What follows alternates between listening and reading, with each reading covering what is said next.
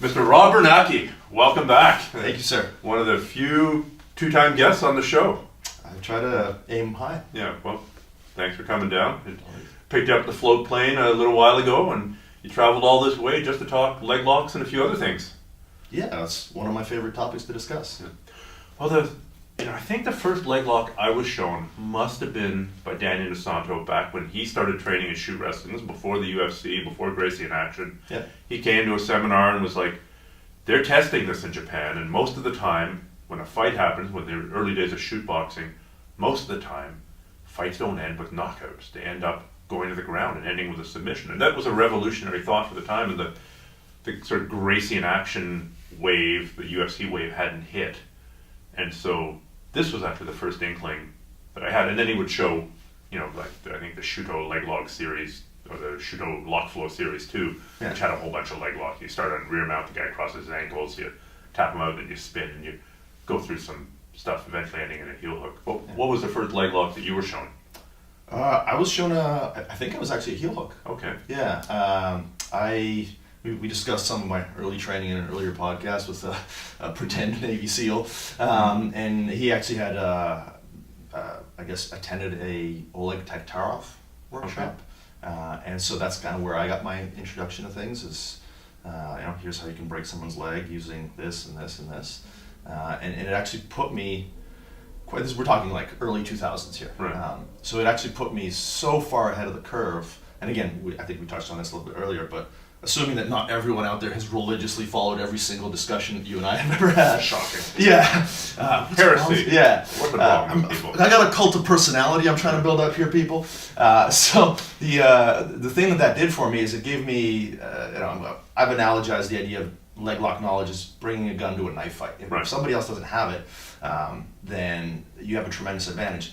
Problem is, you're going to have like sloppy trigger control, you're going to be crappy at aiming, but you're still the only guy with a gun. And it creates a false sense of security, which is what it did for me. And then I started walking into rooms where people had guns, and I was the worst gunfighter of the bunch. Mm-hmm. So my initial exposure to like really low-level leg locking gave me such a leg up in rolling with guys who were Brazilian jiu-jitsu practitioners in no-gi who had no leg lock knowledge.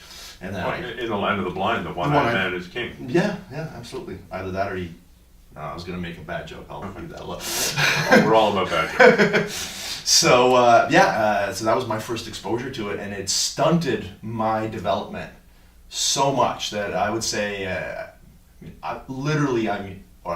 hopefully I've caught up at this point, but for a while I was years behind in my development. Because you would just I not just pass the guard, you just I had my guard passing was garbage. My guard retention was garbage because I would get past and then mounted and pop guys into heel hooks. Right. Which is certainly a handy technique to have if you absolutely screw up a million steps back.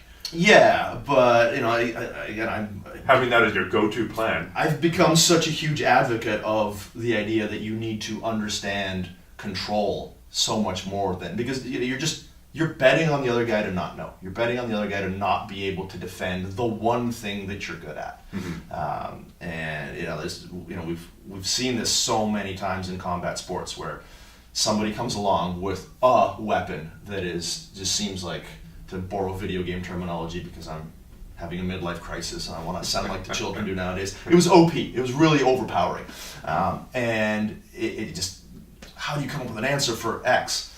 Well, the answer, no can defend. Yeah, the answer is that anytime somebody has one thing alone, it's going to get figured out. Mm-hmm. And if there are other limitations, once that thing gets figured out, if you're the person that's banking entirely on that, then you're going to fail spectacularly, right? I mean, if you look at the downfall of Ronda Rousey, for example, is great. I mean, that's an example of a lot of things, but one of them is you've got one thing that you're great at, and everyone else is, because you're in such an early stage of the development of something, everyone else is so far below you, but they're catching up.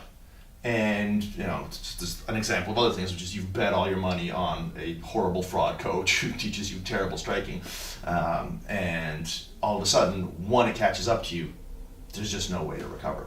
And so that's kind of where I was at early on. It was, man, I got some great leg locks, and I kept kind of doubling down. Like, all right, well, I might suck at this guard retention and guard passing and, just overall general jiu-jitsu stuff, But man, if I get a little bit better at leg locks, and then if that wasn't it, if I can find some other obscure submissions that people don't know, I don't want to do the hard work of getting good at it. I want to cheat the system, right. Which is, again, it's something that I wish I hadn't done in terms of personal development and getting better at jiu-jitsu earlier. But in terms of my ability to be a better instructor, I actually think it was an extremely beneficial pathway, because I can speak from experience now that, hey guys, this thing you're doing where you're trying to collect secret moves, that doesn't work. Mm-hmm. Right? You have to be fundamentally sound, you have to be principally sound, you have to be technically sound. Well, it's interesting because some people, that whole idea of cheating the system is often justified in the name of an 80-20 analysis. Well, look at the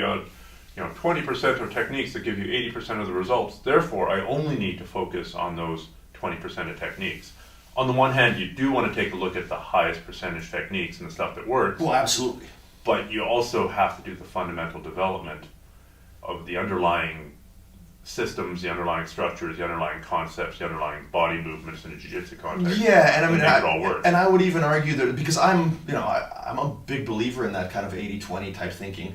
But when I'm not saying it's wrong. Yeah. I'm just saying people hear about 80-20 analysis and then they immediately go from there to what's the secret cheat code here that allow me not to have to do the 80% of the work. I think that's honestly, I doubt it's an entirely modern symptom, but I think it is to a certain degree. We'll blame the millennials. Yeah, they're blamed for everything else. Those poor bastards. Look at their clothing. But anyway, I think the idea is that, in a steal of Simpsons reference, he's just selling a bunch of easy answers or peddling a bunch of easy answers. And how?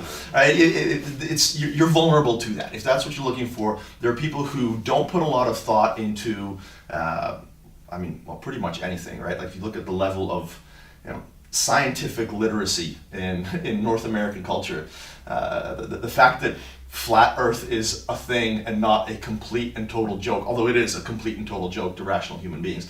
The fact that a clownish demagogue who is rabidly anti-science was elected to the highest office in the land in a certain country, in a few countries. The fact that that's happening is just testament to the fact that people are not thinking very deeply about things. And when people don't think very deeply about things and they want easy answers, do you want to work out? Do you want to diet? Or do you want to get a pill? Or do you want to get liposuction? Right? Like that sort of thinking is what we're talking about here. And so it's like, do you want to do the hard work of getting good at, even if we're talking an 80-20 approach, the essential movements that are actually going to make you good at jiu-jitsu? Or do you want to try and learn an obscure submission that you can pull off on your training partners? Once or twice, because they'd never seen it before. Exactly. Yeah. I remember having a discussion with a university professor. We were out in the field, we were working all summer, and he'd come across an ad in a magazine, Spray You Thin. And it was like, no dieting, no exercise.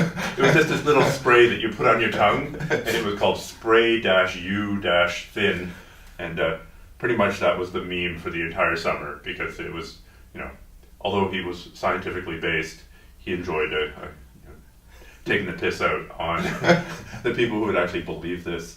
But the sort of people that would go to Jenny McCarthy for medical advice, basically. Yeah, the not understanding. I often wonder what are the effects of people not having a basic understanding of statistics. I think arguably an understanding of statistics and an understanding of the scientific method is probably the most important thing you could do to change society. I completely agree. Yeah, again, the level of just illiteracy about basic logic, because that's really what we're talking about. It's like the precepts that allow you to look at an idea and analyze whether or not it's completely just it's retarded. Like it's just let's alienate a whole bunch of my audience. Yeah, that's okay. Yeah, but to say here's this really cool, crazy ass leg lock submission, and I worked one time. Yeah. Therefore, it's a legitimate submission.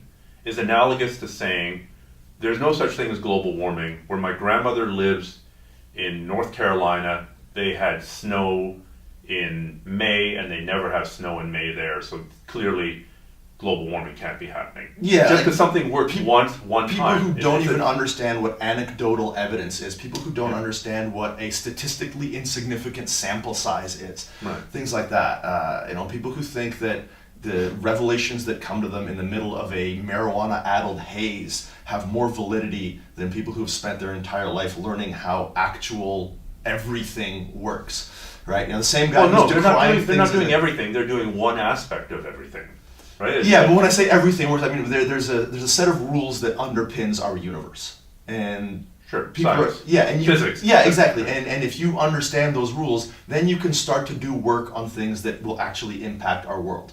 And then you've got people who think that, well, yeah, but that guy's just a shill, and he's really putting the wool over our eyes, and I've actually got the world figured out because... Wake up, sheeple. Yeah.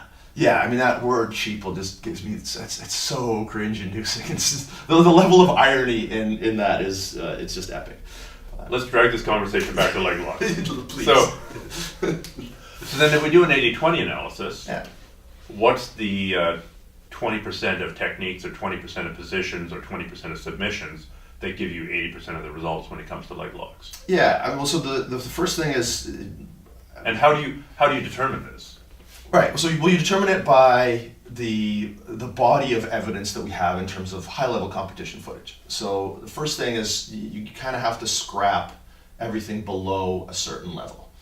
No white belt and blue belt, no gi matches. Yeah, exactly. And so once we're talking about like expert divisions, and certainly once we're talking about higher level competitions and ADCC trials, stuff like that. Unfortunately, there's a giant body of high level matches in no-gi worlds which are useless because of the absurd rules of IBJJF.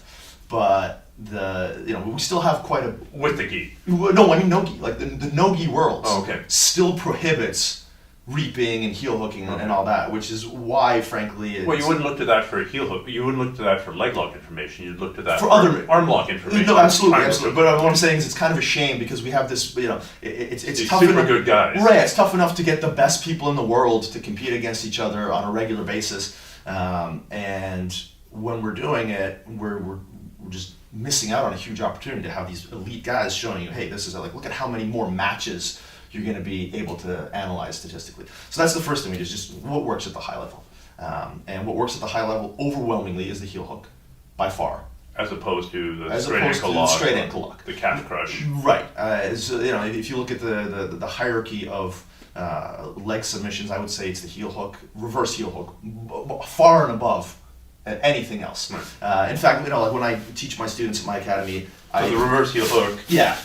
My left leg is going into your left armpit. Exactly. Yeah. Like I'm looking at the inside of your. So somebody will call it the inside heel hook. I'm looking at the inside of your foot, and because of the strength in the tendons and ligaments in that direction, it's able to transfer a tremendous amount of force into the knee. Right. Yeah. So it's like you're skiing and the tip of your ski got ripped at the outside. Yeah. So, yeah. But you also have, so that's the highest level. That's the highest level, and that is so. Again, when I teach at my academy, I always say chokes are the highest. If we're talking about hierarchy, if we're talking about 80-20, no human being can fight when they're unconscious. Right? Ask Bill Cosby. Had to get it in. Anyway, there are people out there who will fight with damaged limbs, but a completely blown ACL, broken knee, that's really damn difficult, right? A broken foot, you can fight with. A broken elbow, you can fight with, right? So we want to categorize, chokes up here, and then the reverse heel hook down here, and then everything else is significantly below that because of the amount of potential adrenaline factor. Okay. Well, let's go down the hierarchy then. Right. So the highest level, joint submission, reverse heel hook. Then we would talk about the standard outside heel hook. Okay. Right, which still is very damaging, but in this case, my left leg is in your right armpit. Yeah, exactly. And the problem with it, as far as damage goes, is your ability to move in a direction that compromises the force that I'm generating is greater. And the direction that your leg can move, the direction that your hips can move, they're all just greater in that circumstance. There's less hip immobilization, less knee immobilization. So all of the principles that we're going to talk about in other videos, those are all higher. So you can, for me to injure you catastrophically in this is almost impossible. I can break your foot and I'm going to hurt your knee to a certain degree. But we haven't seen any kind of massive injury. Whereas the reverse heel hook, we're talking, ACL, broken to tibial fractures, all that kind of stuff. And then what's next down on the list? Well, so, here we can get I actually would say that we don't necessarily have enough evidence to start parsing things. I would actually say, in terms of damage, I would say the knee bar is probably more effective than the outside heel hook, just because the amount of force, particularly if you're using a more new school application. We've had videos where we talk about the idea of creating extension and rotation. When we create rotation in the joint surface, we're applying lateral force to the knee now in the knee bar rather than straight on. So my leg is really powerful when I'm in a leg press, leg extension, leg curl mode. When my hip is rotated externally really far, that's not a very powerful motion. You don't do leg curl or leg extension with your foot turned out to the side. Yeah, exactly. So we're attacking the lateral ligaments, and so I would say the knee bar can have a pretty damaging effect.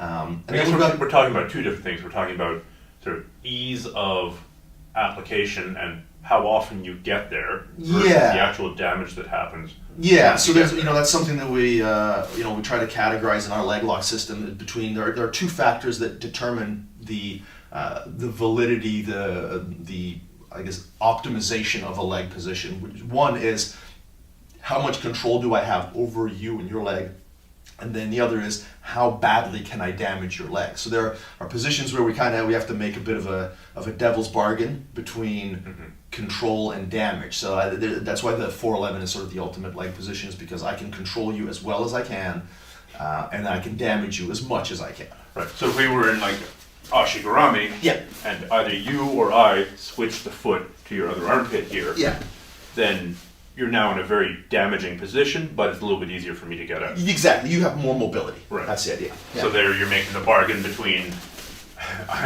and in all these cases, when we're talking about catastrophically injuring someone's leg, it's really a surrogate for saying, how easily can you make them tap? Because if you can totally destroy my leg by applying 10 units of force, you can make me tap by applying 1 unit of force. And that's never need to go anywhere near 10. Yeah, that's the idea. And again, we kind of talked about the idea of fear-mongering and just ignorance being promoted by certain members or certain sort of cliques in the jiu-jitsu community that would have you believe that, one, that these injuries are rampant, and which they're not, especially with these the increased evolution in the control and in understanding what part of the leg we're going to damage. I've seen more shoulder injuries in jiu-jitsu by far from either kimuras or people posting funny or whatever than I ever have of knee injuries.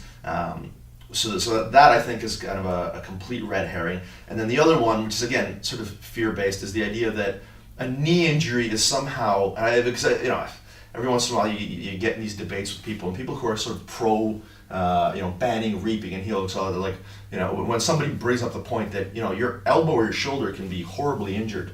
And you can still somehow do your job. Right, and they're like, well, yeah, but I walk on my legs. Well, most people actually work sitting down. If your shoulder is jacked up and you can only type with one hand, that is actually more compromising to your livelihood for most modern people. So I don't know where this idea comes from. It's like, that's so much worse. And second of all, we live in a pretty modern age. Believe it or not, scientists know a lot of stuff. And knee injuries, I've had knee surgery. It wasn't for an ACL, but I was rolling again in 3 weeks. And people who have total ACL reconstructions are training at the highest level again within 6 months. So if we're talking about the compromise to your life, man, you go skiing, you wreck your knee. I know people who play ultimate, which is actually just frisbee. But anyway, it's like they're overcompensating for the combat frisbee. Yeah, and man, orthopedic injuries left and right. You're on turf. You've got they're cutting, they're turning. People play basketball. They get horrible ankle and knee injuries, and nobody's gonna say, "Man, let's ban basketball." No, we can still play basketball. We just have to do it in a handstand position so that we can only injure our arms. It's a laughable argument where people are doing what people everywhere do, which is they start from a conclusion and they work their way backwards. Right. And it's horrible logic, and it's again just another symptom of sort of lack of overall education. The people allow their thought process to be so dictated by something like people are not unfortunately self-aware enough to know that the way that our minds work is that we generally make our decisions entirely based on an emotional response and then work backwards to justify it. And use logic and rationality. Exactly. And there's a ton of research showing that. Absolutely. If you want to if you want to just not be an ignorant rube, Daniel Kahneman and Amos Tversky, they won the Nobel Prize for something called prospect theory, where they basically proved the idea that people who believe that they make rational decisions are extremely lacking in self-awareness. The majority of our decisions are emotional decisions. And so if you're educated in that... Did they write a book together? The Daniel guy wrote his own book. He has written his own book, but I believe the two of them... Thinking Fast and Slow. That's right, yeah. But I believe that they together, based on their research, won the Nobel Prize. Again, feel free to look it up. I might be wrong. It's been a few years since I was reading up on that stuff. But yeah, just the idea that we are inherently bad at math. Like there's no human being without extensive mathematical training that just naturally gets the laws of large numbers, that understands statistics, that understands odds. We have. We hate to lose sometimes more than we like to win. We like to win. Like there's so many emotional factors that cloud judgment. The way that a question is asked, the way that a poll is phrased affects the outcome so much.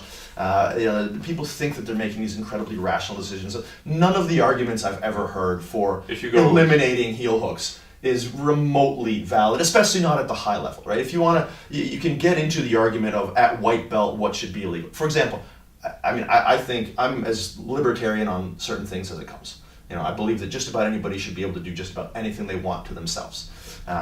Having said that, I think there's validity to banning guard jumping at white belt. Sure. Guard jumping has catastrophic consequences. Yeah, it's like a flying knee bar with an entire weight of a body. Yeah, so having that eliminated at white belt, I would never complain about that. Mm-hmm. I mean, white belt matches literally don't matter on any level. So, other than your personal issue, I'm not trying to knock anybody. No. But I tell this to my students, when they get worried, they're nervous. Oh, it's my first competition. Dude, no one's paying attention. Nobody cares except you. We're all going to go out for burgers afterwards, no matter what. Yeah. Right? Don't worry about it. So, to build that sort of thing up. Because as you pointed out before, you could literally run into somebody who's got 10 times as much experience as you do. Yeah. In a white belt match. Yeah, I mean, this is another kind of rabbit hole that we can go down, which is the idea of the validity of... I will keep on dragging this back to leg locks painfully and slowly every 10 minutes. Yeah, all right, fair enough. So, white belt matches. Well, not just white belt matches. The idea of the validity of competition and how important it is. I personally think, and I know I'm not the only one, I think it's comical that somebody who is wearing a white belt gets to call themselves a world champion. I think it's comical that anybody who isn't a black belt refers to themselves as a world champion. Not to take anything away from the achievement, they fought a bunch of hard matches for sure. And frankly, the guy that's a purple belt world champion, the guy that's a brown belt world champion, is way the hell better than most black belts.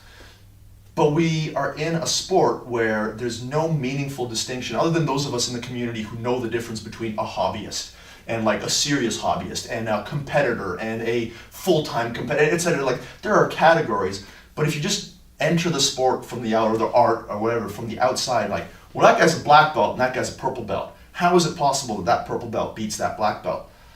Well, man. And the Olympics only have two divisions, amateur and professional, and even that's merged now. Yeah. They got rid of that. And so we don't have a meaningful distinction. And I think people don't really, and again, that part of that is due to the mythology that we try to generate in jiu-jitsu, which is that, technique overcomes, if you're a wise old master, which I think it does a disservice to the kind of empirical nature of jiu-jitsu. That's what appeals about it to me. And I think that's what appeals to a lot of people, is the fact that we're actually proving this stuff. We're not pretending. A 50-year-old guy who knows all of the stuff that he could possibly know is not going to win a world championship because his body can't do it. Even there are no secret little details that are going to giant amounts of growth hormone. Yeah. 10 times more than anybody else. And so I think we need to be realistic about the sport of jiu-jitsu, which you can have all the knowledge in the world, and if your body isn't able to perform at a certain level, then you cannot translate that knowledge in real time against an incredibly powerful fast sport, even if a guy knows half as much as you. There's so many avenues that you won't be able to get him into. You might have, vastly superior knowledge of mount escapes, but he's gonna take you down past your guard, mount you, and you're gonna do this brilliant mount escape, and you're down, 9 points or whatever. You're not gonna win. None of that stuff really matters. So I think if we had a more meaningful distinction, first of all, if I had my way, you would only be a world champion if you're a black belt world champion. But then you don't get to sell people all of these tournament entry fees and have these giant tournaments. So I do wish that we had a more meaningful distinction, and that would help take some of the stress off. Or at the very least, if you medal in the as a blue belt champion, or second world champion or third world champion, you automatically get promoted that minute to the next year or the next time you're fighting one level. I still think, I know I heard an interview with Ryan Hall at one point where he said something to the effect of, if you tell somebody that you're a world champion and you have to go ... of this category, if you're not the best guy in the world at a legitimately what about masters? What about, because there's lots of sports, I'm getting out of my depth. Well, so when I say a metric that isn't subject to interpretation. Age wouldn't be subject to interpretation. That's over what I'm saying. 40. Okay. That's what I'm saying. Okay. So if you're a Masters world champion in the black belt division, you are a world champion. Okay. Right? Because we're talking about you're either 40 or you're not. You're either 40 or you're not, right? Now, when someone says you're a purple belt or you're not, well, what the hell does that mean? Exactly. Everybody's definition is a little bit different. So anything below black belt, and we've seen it. We saw, if you look at it 10 years ago, the only professional jiu-jitsu athletes were black belts. You could be a hobbyist and you could become a purple belt or a brown belt world champion. Now, you can't even win a blue belt world championship unless you're a complete full-time jiu-jitsu athlete and in the gym you roll with and beat a lot of black belts. Right. So it's and again, there's nothing wrong with that. I think we either need to be super honest about it, or change the category, change the name. Don't call yourself a world champion. I'm guessing that we've never talked about this, but I'm guessing you're not a big fan of ice dance and figure skating either. Corruption is everywhere. It's subjectivity one. Yeah. So no, I'm not a fan of anything like that. You don't stay up late to watch that in the Olympics. Weird. Without denying. I don't stay up late, Stephan, to watch anything except pornography. So. Awesome. So to drag this back to to go from porn back to leg locks. Yeah. What I found in sort of the more modern leg lock approach to things when I'm sparring, the game is really to get to the position. If I can fight my way into a leg reap position or into the 411 or then applying the leg lock from there, except at a high level, is almost academic against 99% of the time. If you get to the position, you got to finish. Complete, So then you can do this entire fighting and this entire battle just to get to the position, using all the transitions and the control mechanisms to stay there, to get there, stay there, and to stop the guy from escaping. Yeah, and that's the stuff that you should be focusing on anyway, right? So when I teach this stuff at my academy, when I teach at seminars, we do the same way. If you are a purchaser or a devotee of our BJJ formula material, which if you are, thank you so much. You're familiar with our FYJJ drills, where we isolate a particular aspect of the game, whether it's guard passing or whether it's sweeping or whatever, and we create a set of rules that enable you to work on it in an environment that reduces the sort of competitiveness that causes people to go too hard, to reduce the ability to explore positions. So we do a version of that with leg locks, where you're just trading leg entanglements, trying to figure your way in and out, and the submission is almost incidental. If you get it, great. But what you're doing is working on the things that make you good, which is the ability to control somebody, to enter the position, to leave the position, to transition in and out of the positions, to recognize when you're in danger at every stage. There's no panic onset. You're creating familiarity. Right? When you watch two good leg lockers go at it, they stay in the pocket. They hide their heels. They do all this stuff that allows them to be extremely relaxed. And if you're not extremely relaxed, you're going to get tired so quickly. And that's what happens when you, like I said, 90% of the time, 99% of the time against people that aren't high-level competitors, high-level leg lockers. As soon as you get anywhere near their legs, there's so much overwhelming tension and panic that if you can tie their legs up, you're going to get that heel hook. Now, there are things that people do right off the bat when you entangle their legs, which give you the heel hook more than they would if they just kind of relax, like, all right, I'm in this position, what am I going to do? All right? And so that game that we're talking about, the leg spaghetti game where you just sit there and you try to relax your legs and move in and out of the position, that's something that has such a high, if we're talking about 80-20 to bring it back to, it's such a high return on investment because sparring is the thing that makes you good at jiu-jitsu. Right. Problem with sparring is it's an intense physical activity, and the more intense a physical activity, the less you're able to do it because of the demands of recovery on your body and the potential for injury. Right. So with this leg spaghetti game, you have an extremely low demand of energy. If the two of us are just sitting here, and doing this kind of stuff, right? We're, there's a principle in physics where matter seeks to occupy the lowest energy state, which is a fancy way of saying that, if you're lying down, it's taking you less energy if you're sitting down than if you're standing. So because neither of us are on our feet, there aren't too many dynamic movements where I'm having to support my body weight. I mean, I've done leg spaghetti sessions with my students that last for an hour, and I'm not tired. Like it takes us 20 minutes to break a sweat. Right. So we're getting so much valuable time in that you're the learning curve it's immense. Like you get better so fast. You can't get as good at guard passing given the same amount of time. When I say time, I mean if I've got a week to get good at guard passing, I can only do high level guard passing practice for so many hours, right? But I can do hours and hours of this stuff. So the optimization it's unlike anything else in jiu-jitsu, frankly. If you want to be good at leg locks, if you have the access to the information, if you have the access to the training partners or a school that's open-minded, then you can absolutely get very good at it. I would say, especially if you already know other things. Well, you got good at it way back in the day. Yeah. You've shown essentially one or two techniques from one or two positions. Yeah. And then figuring the rest out. Yeah.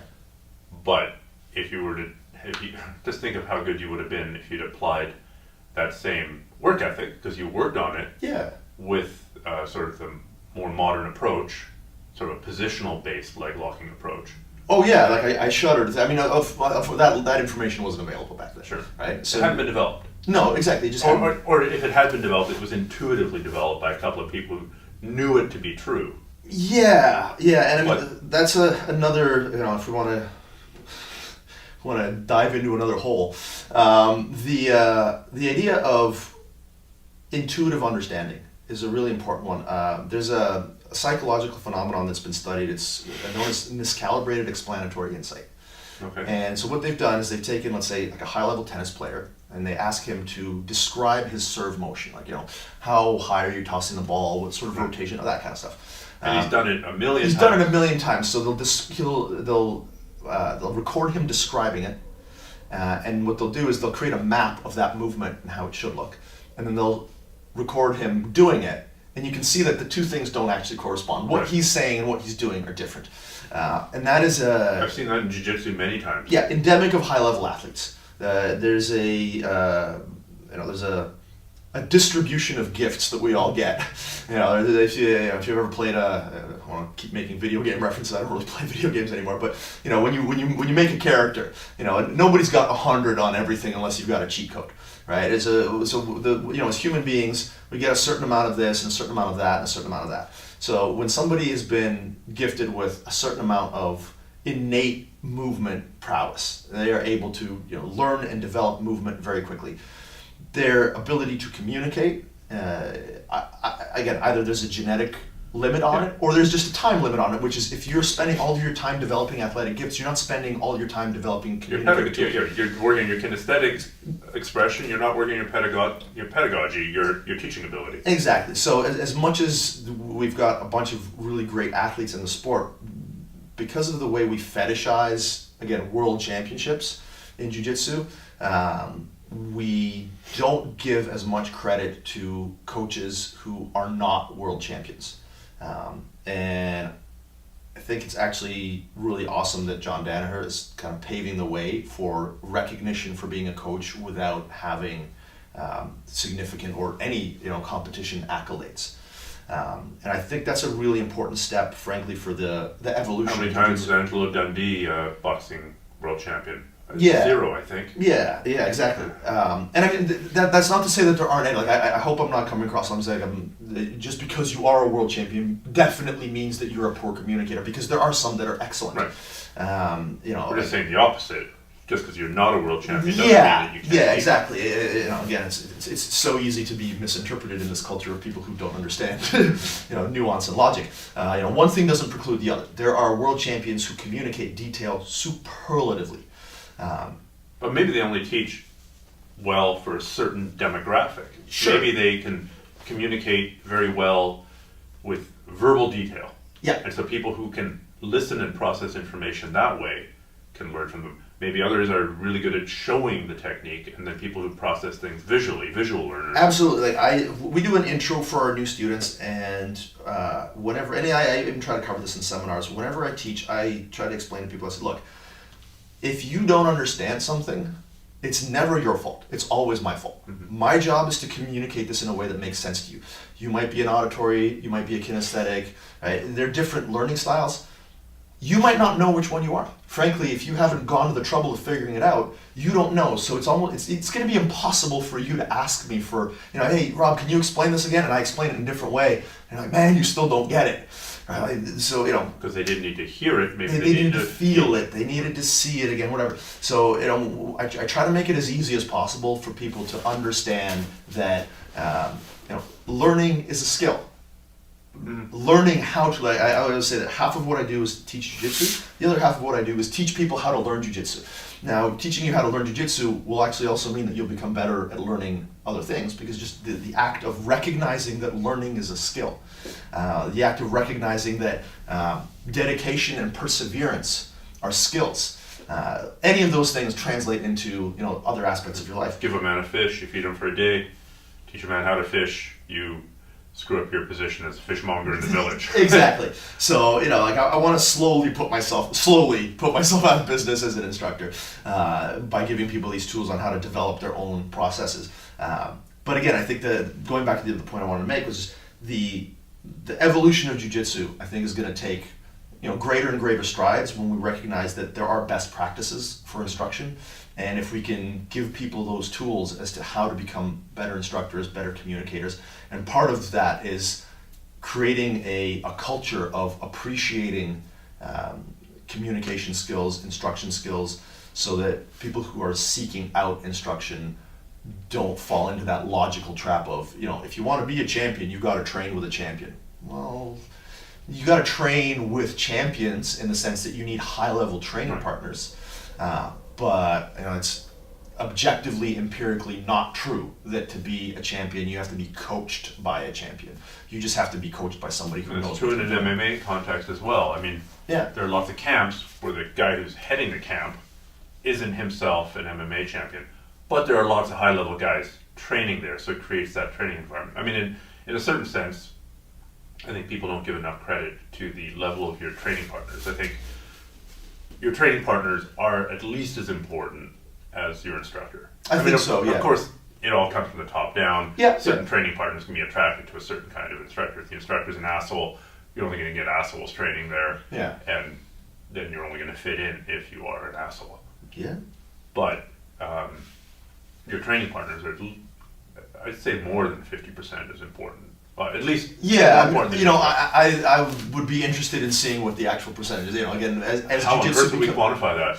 That'd be a tough one. Well, if you look at some of the major professional sports, right?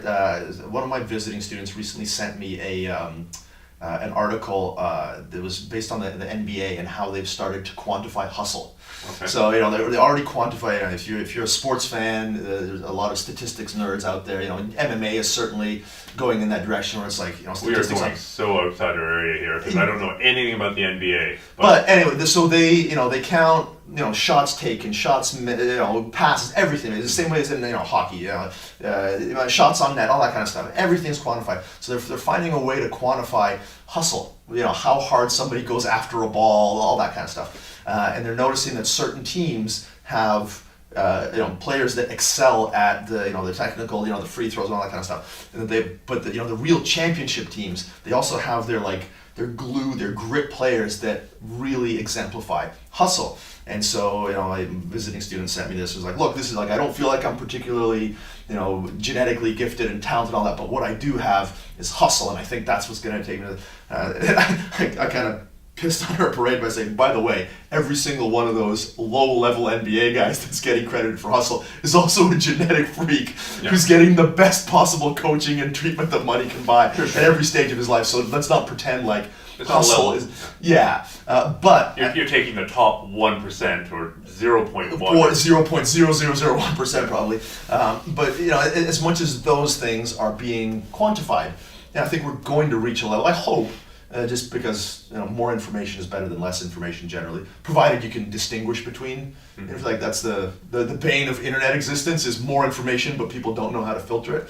But I think if we have more information, we might reach a point where you can analyze different camps and see, okay, which camp is getting there without this level of coaching and where it's more training parts. I think it's an interesting idea that I hope we have more access to information to delineate at some point. Well, the beautiful thing about jiu-jitsu is that if you're short and stout and have great big legs and a short inseam, there's a style of jiu-jitsu that you can do. And if you're capable of putting both your feet behind your own head in a double lotus, and are 6.5 feet tall, there's also, it's not going to look the same. Your expression's not going to be the same. No. But there's a greater variability in body type than I think for most other sports, for sure. Yeah. You're not going to become a swimmer if you're built like a fire hydrant. Yeah, I think, and that's, there's so many reasons that I think you and I and many people love jiu-jitsu, and I think that's actually one of the best ones, is that it is unique certainly among combat sports, I think. Again, I'm sure there's lots of self-expression in certain forms of dance, but I wouldn't personally quantify those as sports, but whatever. You gotta sweat it or bleed for it to be a sport, but I guess that covers dance. No, yeah. And you gotta be objective. Yeah, I don't want to get too much into knocking other things because I'll have even more Systema people angry at me, so I don't want the ballet commission coming after me. No. But anyway, I think the idea is that with jiu-jitsu you can express yourself so many different ways, provided you have that fundamental underpinning of understanding body mechanics, understanding base posture, structure, and alignment, things like that. As long as you're not going in wacky directions where you're starting to put demands on your body that are going to create injuries, I think, I know for myself, that's kind of how I teach. No two higher belts at my academy roll the same way. They all have certain movements that you'll recognize as being signature movements, but different guards, different favorability and submissions, and that's all fine and good because ultimately that's what jiu-jitsu should be, in my opinion. Okay, let's wrap this up because I got to get you back to a float plane. Yes. To fly back to your island fortress. Dr. Evil, your hollow volcano. But before we go, regardless of whether people end up getting our Leglock product or figuring this out on their own, what are sort of the top tips that you would give to somebody who's like, yes, I want to add leg locks to my game. I want to not just be an upper body jiu-jitsu guy. I want to have a lower body game so that maybe I can be the best leg lock guy at my school, or maybe I can go win a tournament, a no-gi tournament. So where should they start? Start by understanding how to enter, control, and exit the positions. And when you say positions, once again, we're talking standard ashi, outside ashi, 50-50, cross ashi, 411. There's a bunch of different positions. You can learn the positional hierarchy. You're going to add element.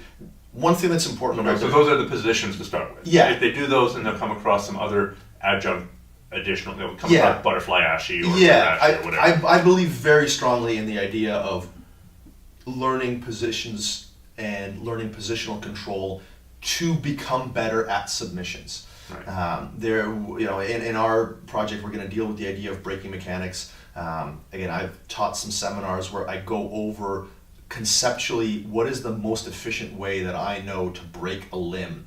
And I always use the arm bar as an example because no matter where you're at in your development, you've seen an arm bar.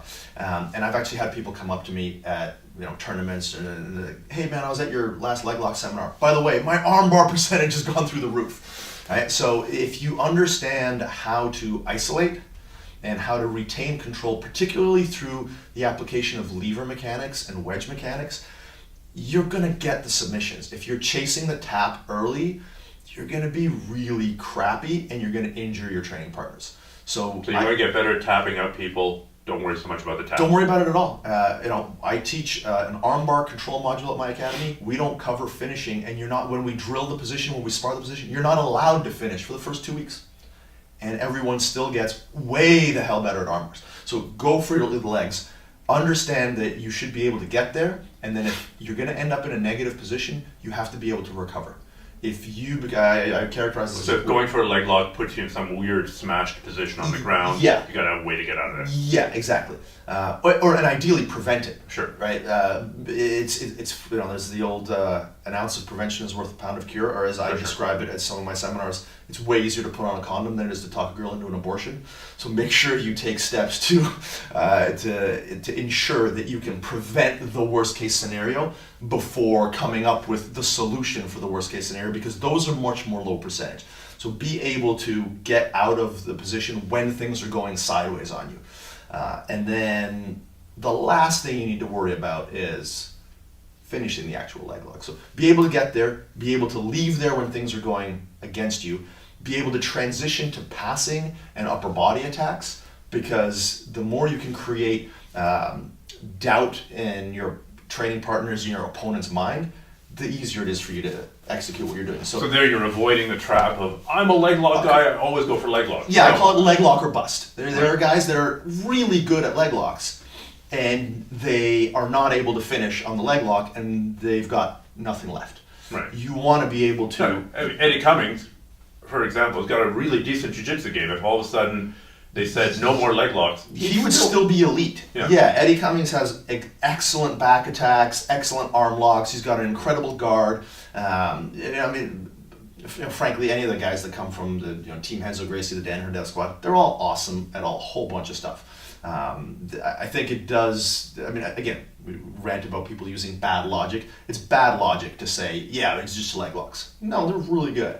And you'll see. Dean Lister was also really good at jiu-jitsu, not just leg locks. Exactly. And Eric Paulson is, again, really good at grappling and jiu-jitsu, absolutely. not just leg locks. And if you and that's what we're trying to advocate here is get good at leg locks, because you want to deliver a pure expression of jiu-jitsu, which is the idea of using body mechanics, using physics, using an understanding of timing and leverage, so that you can control another human being, break their alignment, put them into positions where almost regardless of their size relative to yours, you can generate a physical mechanical advantage on some part of their body so that you can break it or render them unconscious.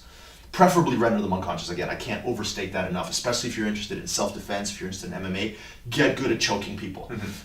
But if you add that leg lock aspect, and now your ability to get to the back, your ability to get on someone's neck is greater because they're tarting out trying to yank their legs away from you.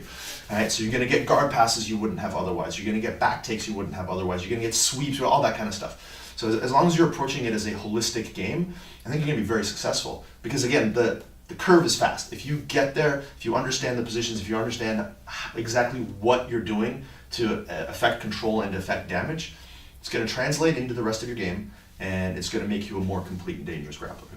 Well, I don't think we can end it on a better note than that, so I got to get you back to your Hollow Volcano. Thank you, Thank sir. you so much for coming here today. My pleasure.